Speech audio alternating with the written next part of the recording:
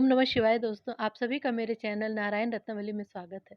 दोस्तों, आज की वीडियो में मैं आपको अक्षय तृतीया व्रत की कथा, इसके 10 अलग-अलग मान्यताएं क्या हैं, की पूजा विधि क्या है, आज के दिन क्या दान करना चाहिए और क्या नहीं करना चाहिए, इस दिन का क्या-क्या महत्व है, ये सब बताने जा रही हूँ। दोस्तों, वीडियो को कृपया कर लाइक करें और चैनल को सब्सक्राइब करें। दोस्तों, अक्षय का मतलब होता है जिसका कभी क्षय नहीं होता। वैशाख शुक्ल पक्ष की तृतीया तिथि ही वह तिथि है जिसे अक्षय तृतीया कहा जाता है, जिसमें सौभाग्य और शुभ फल का कभी क्षय नहीं होता।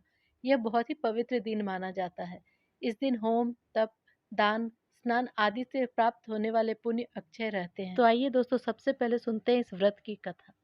एक बार महाराज युधिष्ठिर ने श्री कृष्णचंद्र से पूछा, हे भगवान, कृपा करके अक्षय तृतीया का महात्म्य वर्णन करें।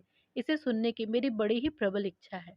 तब श्री कृष्ण बोले, हे राजन, सुनो, यह परम पुण्यमयी तिथि है। इस दिन दोपहर से पहले स्नान, जप, तप, होम, स्व अध्याय, पितृतर्पण और दान आदि करने वाला महाभाग अक्षय पुण्य फल का भागी होता है।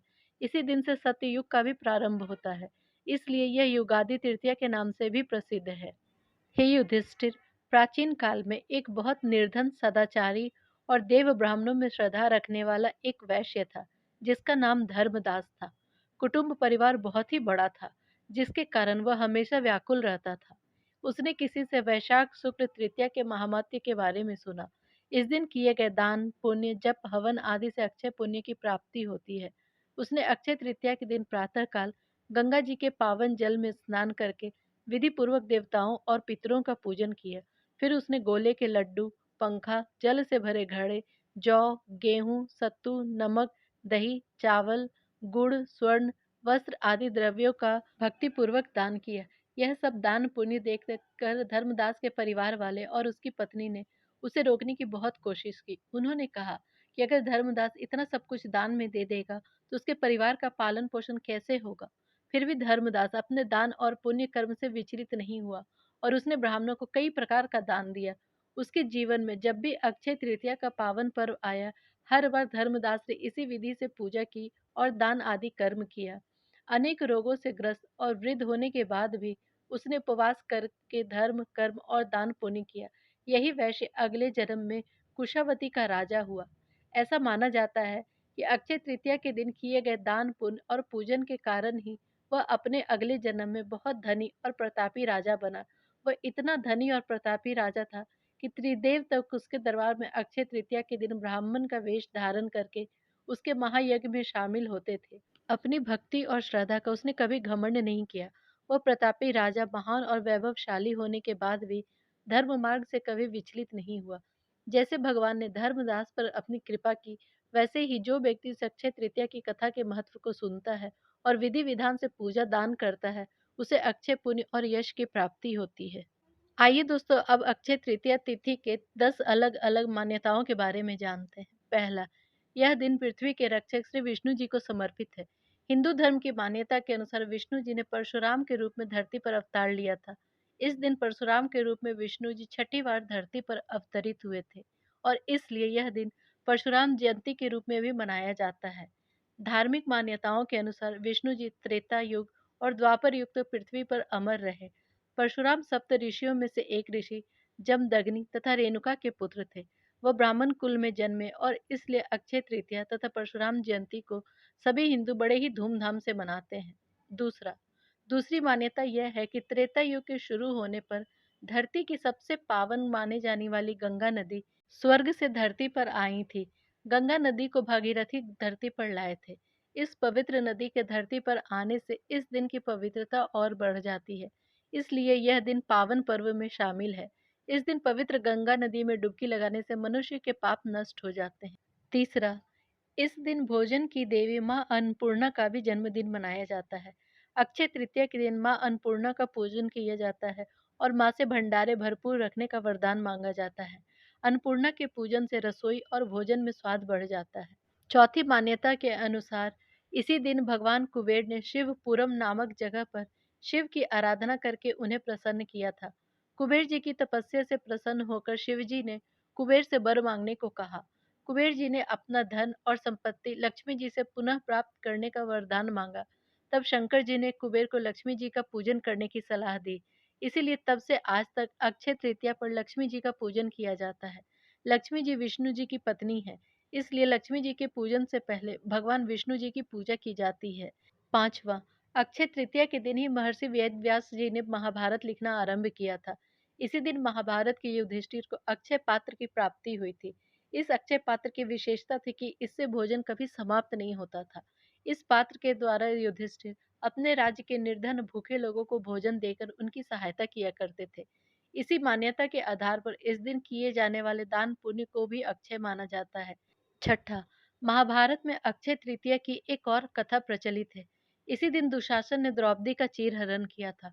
द्रौपदी को चीरहरण से बचाने के लिए श्री कृष्ण ने कभी खत्म न होने वाली साड़ी का दान किया था। सातवां, अक्षय तृतीया को लेकर एक और भी कथा बहुत प्रचलित है।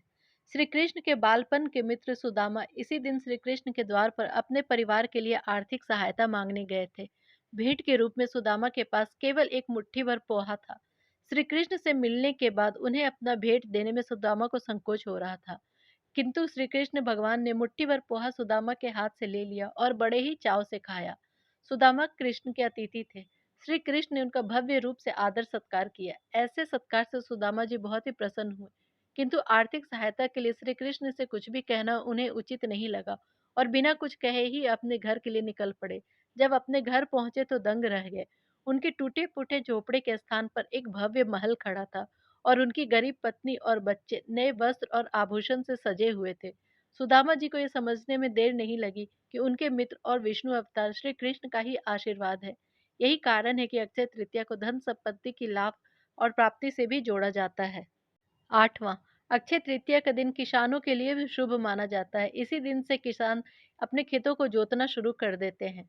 नवा, सृष्टि के रचयिता श्री ब्रह्मा जी के पुत्र अक्षय कुमार का अवतरण आज के ही दिन हुआ। 10वां, चारों धाम की यात्रा का मुख्य स्थल श्री बद्रीनाथ जी के कपाट अक्षय तृतीया को ही खुलते हैं और इसी दिन भक्तों को वृंदावन में श्री बांके बिहारी जी के चरणों के दर्शन कराए जाते हैं। आइए दोस्तों, अब जानते हैं कि इस दिन पूजा किस विधि से करनी चाहिए।